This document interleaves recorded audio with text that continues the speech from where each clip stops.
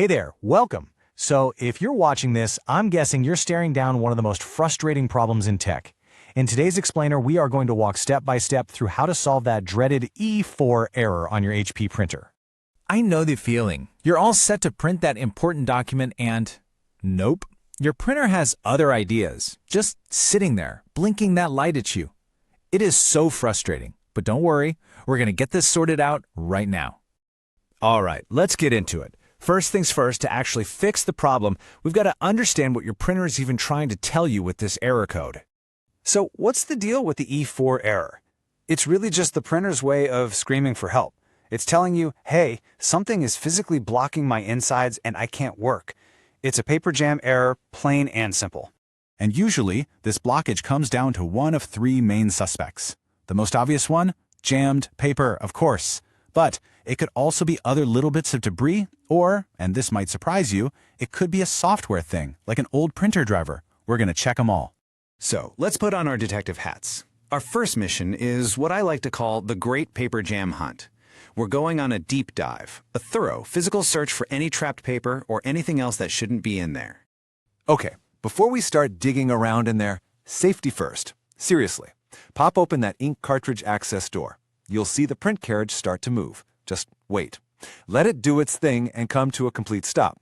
Once it's parked, head to the back and pull that power cord right out. We don't want any power going to it while our hands are inside. All right, now we're safe to start the real inspection. Go ahead and look right inside that ink cartridge area. See any obvious paper jams? You can even give the print carriage a gentle nudge side to side to peek behind it. Then look for the paper path cover. It usually has a couple of little tabs on it. Press those in and lift the cover right out. If you spot any paper, be gentle and pull it out carefully. No yanking. You know, little bits of paper are masters of hide and seek. So next, find the flip gate on the duplex rollers, lift that up and check underneath. Then pull the main paper tray all the way out and take out the whole stack of paper. Now grab your phone and turn on the flashlight. Shine it deep inside that empty tray area. You'd be amazed at what tiny, torn pieces of paper can hide in there. Okay, for our final physical check, we need to look underneath the printer. Gently, and I mean gently, tilt it onto its side. You're looking for what's called the clean-out area on the bottom.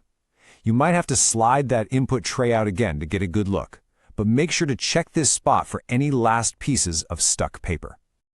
So, whether you found a giant paper jam or nothing at all, this next step is a game changer for preventing future problems. We're going to give the printer's path a good, thorough cleaning. And hey, you don't need a fancy toolkit for this. All you need is a lint-free cloth so we don't leave any fuzz behind, and just a tiny bit of distilled water.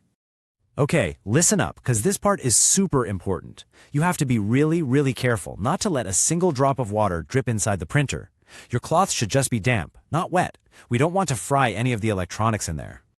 Okay, so with that paper path cover still out, take your slightly damp cloth and just gently wipe down those paper rollers. You're cleaning off any built-up dust or ink gunk. Once you've done that, let them air dry completely. Give it at least 10 minutes. Seriously, don't rush this part. All right, time for the other set of rollers. Let's tilt the printer back on its side again so you can get to that clean-out area underneath. Take your damp cloth and give those gray rollers a gentle wipe down. And just like the other ones, make absolutely sure they are 100% dry before you move on. Okay, here we go. The moment of truth. Let's put everything back together. Get the printer sitting upright, pop all the covers back on, slide the paper tray in, plug that power cord back in, and hit the power button. For a lot of you, that E4 error should now be gone for good. But what if? What if you did all that, you hunted down every possible paper scrap, you cleaned every roller, and that annoying error light is still flashing at you? Well, that's a huge clue. It tells us the problem probably isn't physical at all. It's time to look at the software. And that brings us to our plan B, which is a totally digital fix, the Essential Driver Update. Think of this as the software solution that can magically fix what seems like a hardware problem. And don't worry, this is super easy. On your Windows computer, just click the Start menu. In that little search bar, type Device Manager. You'll see it pop up in the list. Just click on it to open it up. Okay, once you're in the Device Manager, you'll see a big list of all the hardware in your computer. Look for a category called Print or maybe Printers, and click that little arrow next to it to expand it. You should see your HP printer model right there in the list. Just right-click on it, and from the menu that pops up, choose Update Driver. Then a new window's going to pop up. It'll ask you how you want to search for the driver. You want to pick the option that says Search Automatically for Drivers. Just click that and let Windows do the heavy lifting. It'll go out, find the latest software for your printer, and install it for you. And just like that, between our physical hunt and this simple digital fix, we should be all set. Let's talk about getting you back to printing with your newly restored machine. So just to quickly recap, solving that E4 error really boils down to two main approaches.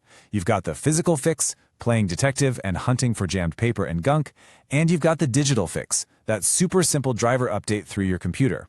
One of those two should do the trick. You know, this whole thing is a great reminder that your printer isn't just a box you use. It's a machine that you need to maintain every now and then. And that kind of leaves us with a final question to think about. What other pieces of tech in your life could use a little bit of love and care before they start flashing an error?